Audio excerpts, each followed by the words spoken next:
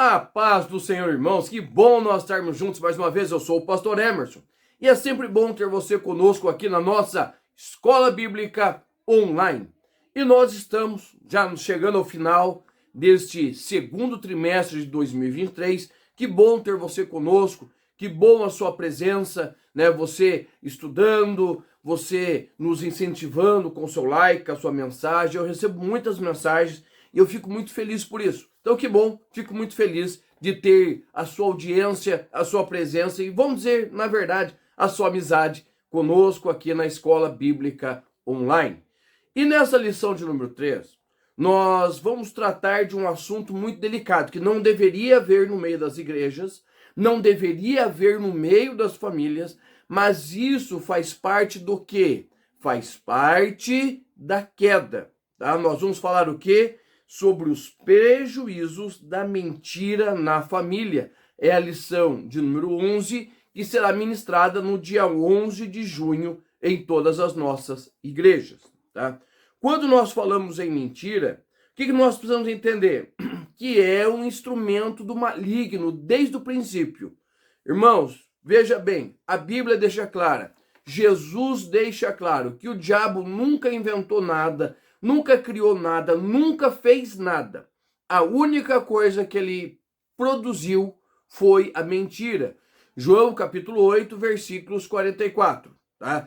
Então, a única coisa que o diabo tem de sua propriedade, que é a criação dele, é a mentira. O resto foi tudo o Senhor que fez. E isso tem se tornado um hábito muito comum no mundo, algo que as pessoas fazem já naturalmente. Eles mentem, eles enganam, usam de falsidade, tá? E no nosso meio, na igreja, isso não deve estar presente, ok? Então é isso que nós vamos ver tanto na igreja quanto na família. Nós, a igreja, a nossa família, é o povo da verdade, porque Jesus disse, eu sou o caminho, a verdade e a vida. Nós andamos pelo caminho da verdade, nós somos o povo da verdade. Nós conhecemos a verdade nos libertou. João 8:32. Isso, nós somos limpos por causa do quê? Da verdade. A palavra é a verdade e é a palavra que nos limpa. Então eu te convido para estar conosco em toda esta lição, a lição de número 11.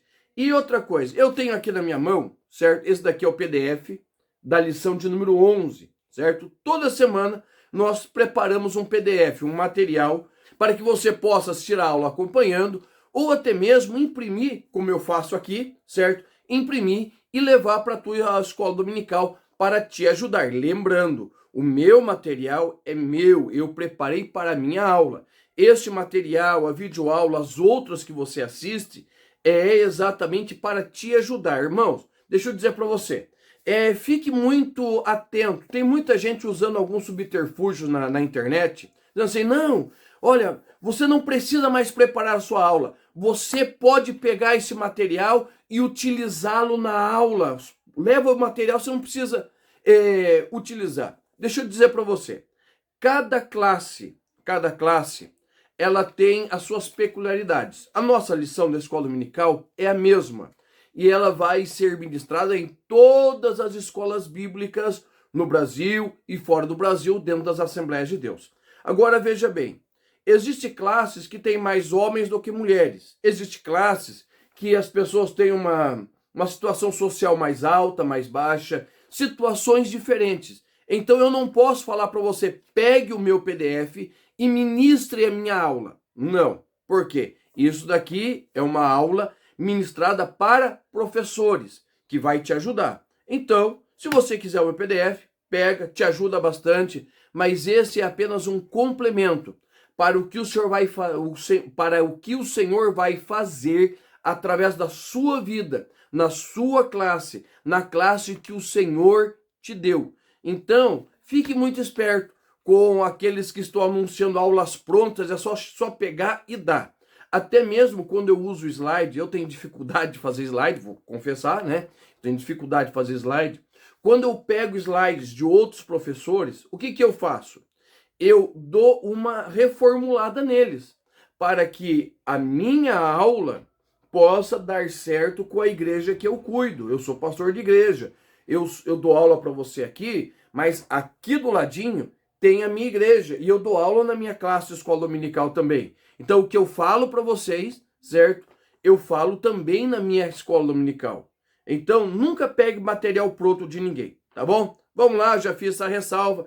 Deixe seu comentário, se inscreva no nosso canal, se você não for inscrito ainda, assine a notificação, certo? Coloque um joinha, dá um like, isso tudo nos ajuda e o YouTube vai entendendo que o nosso canal tem servido de bênção para as vidas.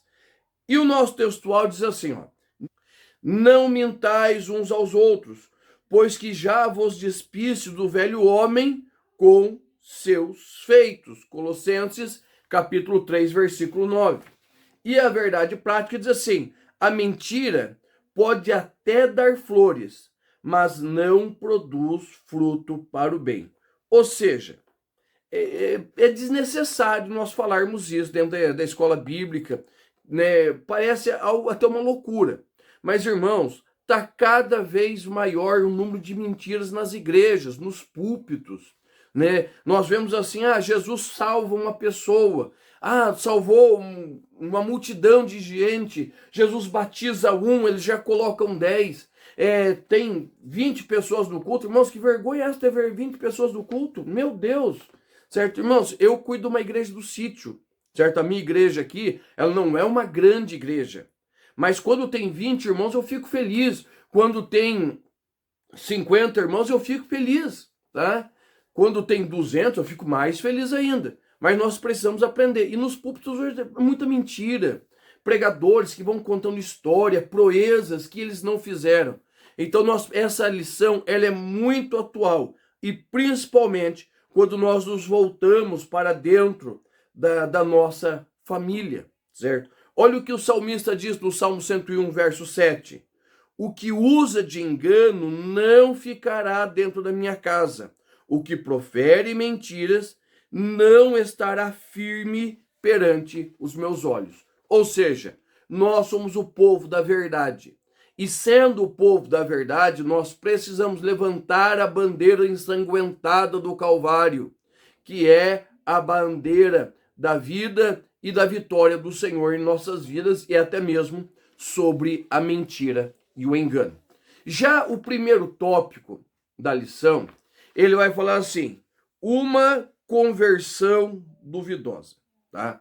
E eu quero trazer para você o que nós entendemos, nós como igreja, nós como Assembleia de Deus, o que nós compreendemos como sendo uma conversão. O que é a conversão? Preste atenção.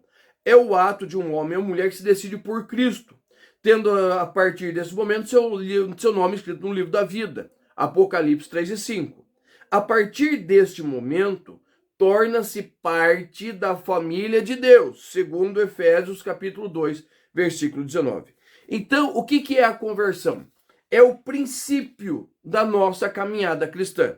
Até antes da conversão, você é criatura de Deus, você se converte, você se torna filho de Deus. Sendo filho de Deus, você vai trazer as características do seu pai em você. Você vai se tornar parecido com o seu pai. Se você olhar a minha foto, a foto do meu pai e a foto do meu filho, nós temos bastante semelhança. Lógico que nós vamos misturando a genética do pai com a mãe, mas existe bastante semelhança. Às vezes as semelhanças não são físicas, mas são semelhanças no comportamento, na forma de agir, na forma de falar, expressões. Então, a partir do momento que nós assumimos um compromisso com Cristo, nós começamos a nos parecer com Ele. Isso quer dizer que nós adentramos na família, fomos adotados por Cristo, tá? Mas esse é somente o começo. Por quê? Porque Hebreus vai dizer assim, segui a paz com todos e a santificação, sem a qual ninguém verá o Senhor. Então, a ideia de uma verdadeira conversão é você toma decisão por Cristo e você vai seguindo, vai prosseguindo, vai continuando, vai andando atrás do quê? Da paz e da santificação. E esse é o problema do nosso tempo. Por quê? As pessoas têm muita dificuldade com a parte da santificação. Todo mundo quer Jesus. Todas as igrejas oferecem Jesus, mas poucas igrejas oferecem a doutrina da santificação. Por quê? Porque santificação fala de renúncia, abandono. Santificação fala de deixar para trás, de abandonar velhos hábitos, adquirir novos hábitos, hábitos saudáveis, hábitos santos, tá? Então, é muito importante nós compreendermos isso. E eu gosto muito do pastor Aguinaldo Betti, que faz a pré-aula escola dominical também. E o pastor Aguinaldo Betti tem uma frase que diz assim: hoje mais santo do que ontem, amanhã mais santo do que hoje. Ou seja, todos os dias nós precisamos melhorar. Nós precisamos crescer na presença do Senhor. E por que o tema da nossa lição é uma conversão duvidosa? Porque, irmãos, a conversão, e o texto nós conhecemos, que está sendo usado, é o texto de Ananias e Safira, tá? A conversão, ela pode ser julgada. Credo, irmão Emerson? Sim. Eu posso olhar para uma pessoa e observar a conversão dela. Por quê? A Bíblia vai dizer, tanto em Mateus capítulo 7, versículo 16, quanto Lucas 6,44, que a árvore se conhece pelos frutos, certo? A boa árvore vai produzir frutos sadios e doces, tá? Nítido. Todo mundo, nós entendemos essa ideia. Da mesma forma, irmãos, a ideia da conversão. A partir de um momento que uma pessoa se converte, ele precisa fazer o quê? Ele precisa ter as mesmas atitudes de Cristo. Paulo vai escrever em Romanos que nós somos um jambuzeiro bravo, que nós fomos enxertados na oliveira, certo? Nós fomos enxertados ali. E a partir daquele momento, nós começamos a frutificar por causa de nós? Não. Nós éramos um galho seco e jogado. Nós temos vida e frutificamos por causa de Cristo, ok? Então essa é a ideia. Nós fomos enxertados em Cristo. Então o que nós vamos produzir? Aquilo que Cristo produziria. O que nós vamos fazer? Aquilo que Cristo faria. O que nós vamos falar? Somente aquilo que Cristo falaria. Então a história de Ananias e Safira é exatamente aquilo que nós não devemos ser. A conversão deles pode ter sido uma conversão verdadeira. Eu acredito que eles podem ter conhecido a Jesus verdadeiramente, mas o que vai acontecer? No meio do caminho, eles desviaram o foco. Eles estavam olhando para Cristo e eles começaram a olhar para Barnabé. Eles começaram a olhar para a multidão. Por que para Barnabé? Porque você vai ver no capítulo 4 que Barnabé, né, antes ele era denominado por José, levita de Chipre, certo? Era um levita que morava em Chipre. Ele vai pegar a sua propriedade, algo particular dele. Os discípulos não mandaram, não existe nenhuma ordem de Cristo para vender tudo. Não existe. A nossa função, certo, é sermos dizimistas.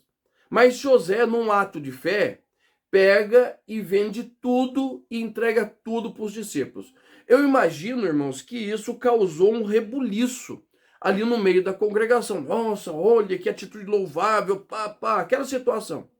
E Ananias e Safira falou, opa, nós também temos uma propriedade.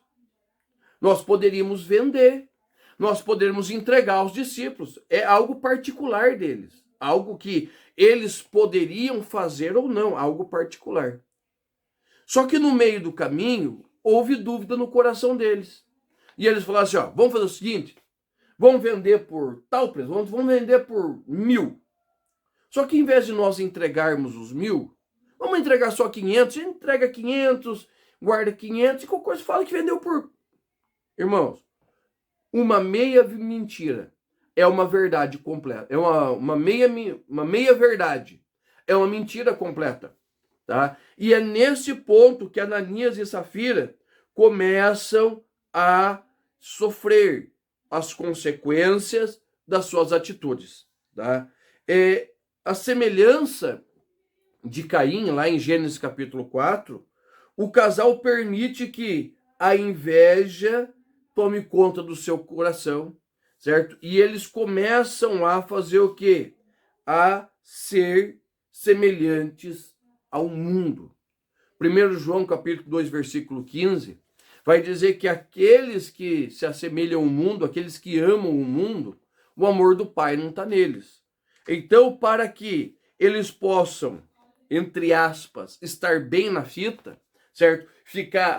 Ser bem visto pela sociedade local, eles vão tomar a decisão de fazer o quê? De vender a propriedade, só que eles vão mentir, eles vão enganar. E eles estão achando, né? E Paulo vai dizer isso, que eles estão achando que eles estão mentindo para Paulo. Mas não é para Paulo que eles estão mentindo. Eles estão mentindo para o Senhor, certo? Eles estão tentando enganar, ludibriar o Senhor. E ao Senhor ninguém se engana. Paulo, escrevendo em Romanos, capítulo 1, versículo 25, diz assim: trocando a verdade de Deus pela mentira, adoraram e serviram as coisas e seres criados em lugar do Criador, que é bendito para sempre. O que Ananias e Safira fez? O que eles fizeram? Eles tomaram a decisão, veja bem, eles tomaram a decisão de servir a sua vontade, de servir a sociedade. Eles tomaram a decisão de fazer como o mundo, que age de engano, age de falsidade, age com mentira. E nós vamos ver, nós sabemos qual o resultado disso, ok? Então é preciso você prestar atenção nesse tópico, para você colocar as bases do perigo da mentira, da falsidade, do engano, da hipocrisia dentro da vida cristã. O segundo tópico diz assim: o problema da mentira dentro da família. Irmãos, a mentira, não somente dentro da família, mas em qualquer ambiente, certo? Na igreja, no serviço, nos relacionamentos, amizade, em qualquer ambiente ele é brutal. A mentira, certo? Ela vai fazer o quê? Ela vai tornar os relacionamentos, e principalmente o relacionamento familiar, em algo impossível de continuar. A mentira é algo terrível. E Jesus, em Mateus capítulo 5, versículo 37, vai dizer assim, que a minha palavra, a sua palavra, ela precisa ser sim, sim e não, não. E Jesus complementa. E o que passar disso é de procedência maligna. Então nós estamos falando aqui de princípios bíblicos, certo? Que vai tornar, se quebrados, vai tornar a nossa vida desagradável. Agora veja bem, olhe só a questão de Abraão, certo? No primeiro Abraão. Gênesis capítulo 12 vai dizer que ele vai receber promessas de Deus, Deus chama ele, Deus abençoa ele, mas vai haver fome na terra do Egito, né? na terra de Canaã, e ele desce ao Egito. Quando ele chega no Egito, ele vai cometer uma meia mentira, vai falar uma meia verdade, certo? Ele vai falar uma meia verdade. Ele vai chegar lá e ele vai dizer assim, ó, Sarai é minha irmã. Era mentira? Não. Por quê? Baseado em Gênesis 20, versículo 12, verdadeiramente Sarai era filha do seu pai com outra mulher. Então, Sarai, ela era uma meia-irmã de Abrão. Só que Abrão, naquela época, era permitido, agora não é mais, viu? Abrão, na verdade, tomou Sarai por sua esposa. Então, a partir daquele momento, Sarai não era mais sua meia-irmã, era sua esposa. E veja só, uma meia-verdade, é uma meia-verdade. Uma meia-verdade de Abrão vai tomar proporções terríveis, vai ter toda uma situação desagradável no Egito. E quando ele sai, ele leva uma pedra de tropeço junto com ele. Agar vai junto. E nós sabemos o desenrolar da história, quando Agar é dada por esposa a Abrão, gera Ismael, gera conflito, contendo entre Sara e Agar, depois entre Isaac e os ismaelitas, e nós vemos isso até hoje. Até hoje. Uma meia-verdade dentro da família. Lembrando, uma meia-verdade é uma mentira completa. O nosso falar deve ser sim, sim, não, não. Se dá, dá. Se não dá, não dá. Se pode, pode. Se não pode, não vamos nem mencionar. Não faz parte da nossa vida. Tá? Outra situação desagradável, certo? Que envolve mentira, envolve engano e falsidade, nós temos o caso de Geazi, lá segundo Reis, capítulo 5, versículos 20 a 22. Nós vamos encontrar ali em 2 Reis, capítulo 5, a história de Naamã, certo? O general sírio, homem importante que era leproso. Todo mundo conhece a história. E a Bíblia vai dizer que, olha só, que Eliseu não aceitou suborno, não aceitou nada que o Naamã queria entregar.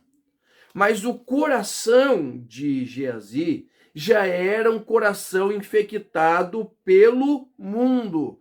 O mundo já havia tomado conta do coração de Geazi. E o que vai acontecer?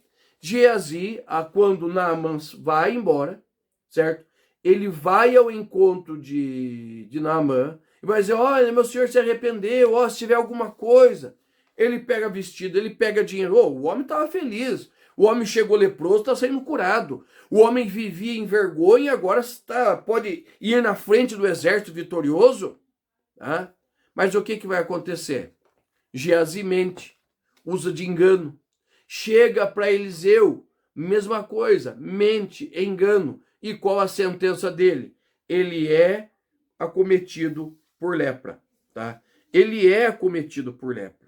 Isso quer dizer o quê, irmãos? Que todo mentiroso se torna leproso. Às vezes, a lepra não está na pele. Não existe marca física. Mas todo mundo sabe quem é mentiroso. Todo mundo sabe quem é mentiroso. Certo? E, infelizmente, esses dias nós estávamos falando sobre um irmão, certo? Nós estávamos comentando uma situação, né? Daí eu citei o nome de um irmão e um rapaz que até parente dele falou, pastor, mas cuidado, que com fulano você não pode acreditar, porque ele é mentiroso. Tudo que ele falar, o senhor divide por 4. Pega uma parte só, o resto joga fora. Irmãos, veja bem, isso é coisa que Deus me livre, eu não imagino isso acontecendo comigo. Eu não imagino alguém falar isso de mim. A minha palavra tem de ser sustentada, não só pelo que eu falo, mas pelos meus atos também. E quando eu não estou perto, as pessoas precisam dizer assim, não, verdadeiramente, o que o irmão Emerson fala é verdade. Tá? Então, Geazi, ele tomou uma decisão de ir contra a vontade de Deus, e ele tornou-se leproso. Uma marca está em Geazi. Também, né, nós não podemos fugir do caso de Ananias e Safira. Nós já falamos alguma coisa disso. Mas olhe só, Ananias e Safira, eles trouxeram para dentro do seu lar uma sentença de morte, certo? Uma sentença de desgraça. Por quê? Porque eles decidiram enganar, mentir, ludibriar, tá? Irmãos, se dá para mim, aqui em casa nós estamos num processo, né? Vou ser bem sincero, quem me conhece sabe, eu sou sincero em tudo que eu falo. Nós estamos num processo de expulsar a pirataria do meio da nossa casa, certo? Nós estamos num processo. Já faz muitos anos, CD, livro, PDF, nós estamos tirando tudo que seja pirataria de casa. Os programas dos nossos computadores são todos originais, certo? Então, por quê?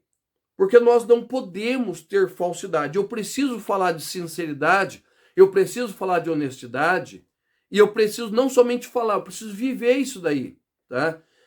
É questão de roupa, tem muita coisa de tênis falso, roupa falsa. Nós precisamos agir conforme as nossas posses. Ananias e Safiras trouxeram morte para a casa deles porque eles quiseram algo que eles não podiam. Eles não tinham condições de dar tudo todo o dinheiro do que eles venderam. Barnabé teve fé e teve condições, eles não tinham, tá? E isso que acontece. Quando a mentira entra dentro do lar, dentro da família, sempre existe uma sentença de morte. Sempre existe uma marca. Sempre existe uma confusão. A semelhança de Abraão, uma marca, a semelhança de Geazi e uma sentença de morte, igual aconteceu com Ananias e Safira. Então é importante nós termos isso em mente. E para nós encerrarmos, nosso último tópico vai falar sobre protegendo a família da mentira e da hipocrisia, que são duas irmãs gêmeas, mentira e hipocrisia. A palavra hipocrisia vai falar de falsidade, de engano, então tudo anda junto, tá? E o que nós precisamos compreender? Veja bem, nós como pais, nós tentamos, fazemos de tudo para proteger os nossos filhos, na escola, na rua, na internet, proteger os nossos filhos de más amizades, nós tentamos de tudo. Mas aonde muitos pais estão pecando? Eles protegem de fora, mas eles esquecem de proteger dentro. Por quê? Porque dentro de casa o pai fala mal da igreja, fala mal do pastor, fala mal dos irmãos, fala mal do governo. Irmãos, nós podemos não concordar com o governo. Eu não concordo com o governo que nós temos hoje, mas eu tenho uma obrigação moral e uma obrigação espiritual de orar por ele, tá?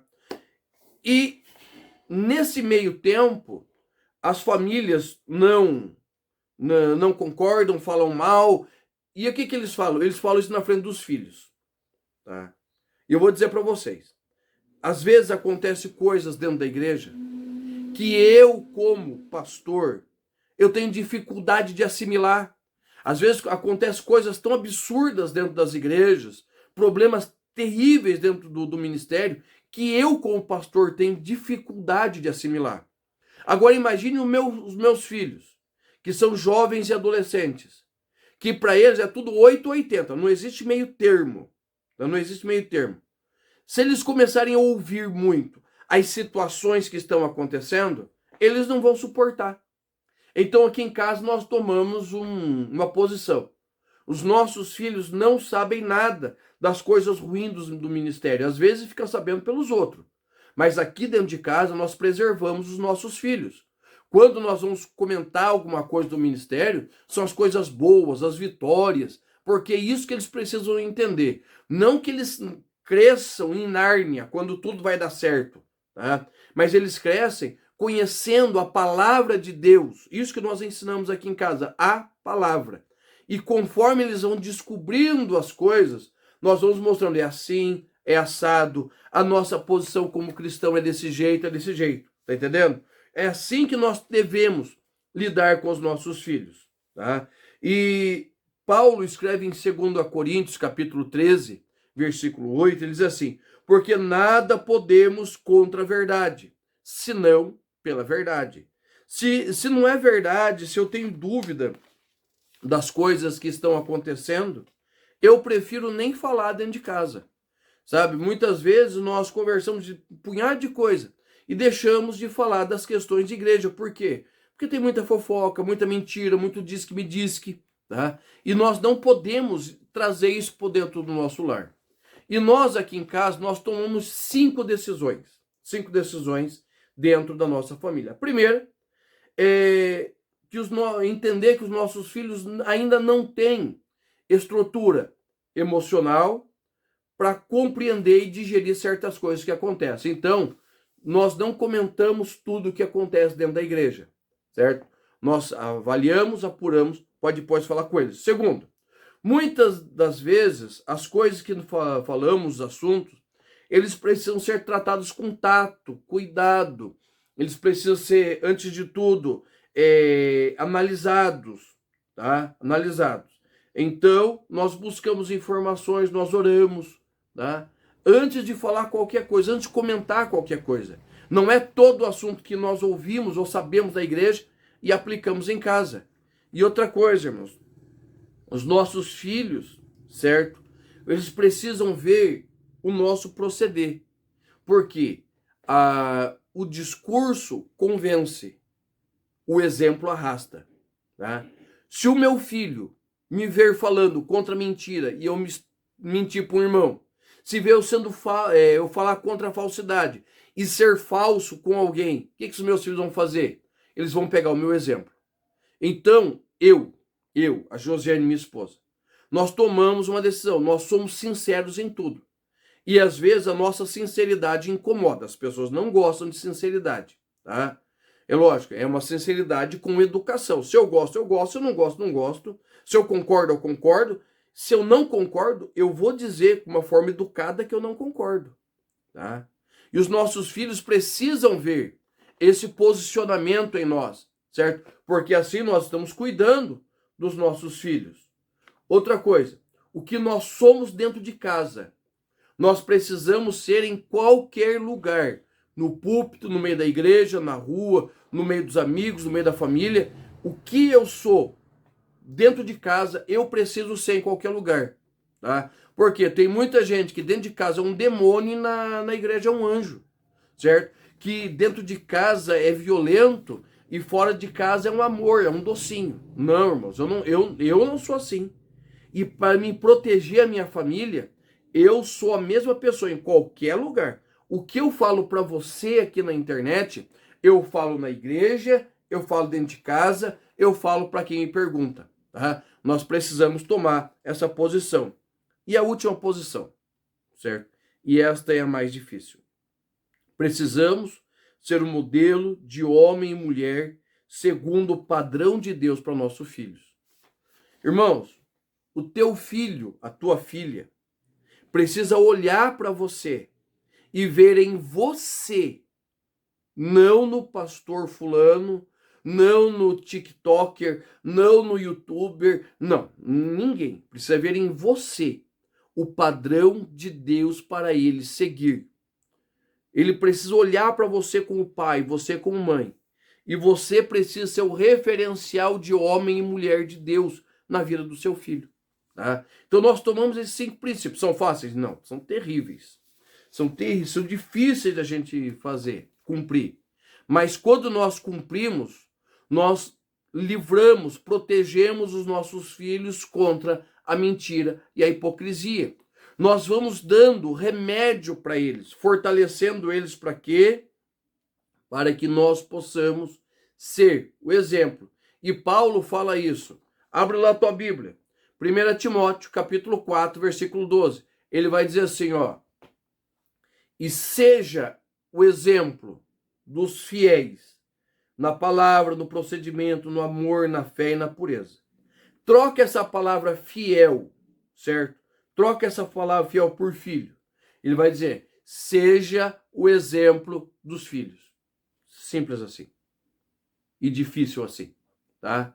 Por quê? Porque o mundo jaz no maligno. O mundo jaz em meio à corrupção e à podridão. Mas se o teu filho tiver uma casa que espelhe a vontade de Deus, eu quero te dizer, a tua família vai ser uma bênção. Ela vai crescer e vai prosperar em o nome de Jesus. Amém? Deus te abençoe. Até a nossa próxima aula.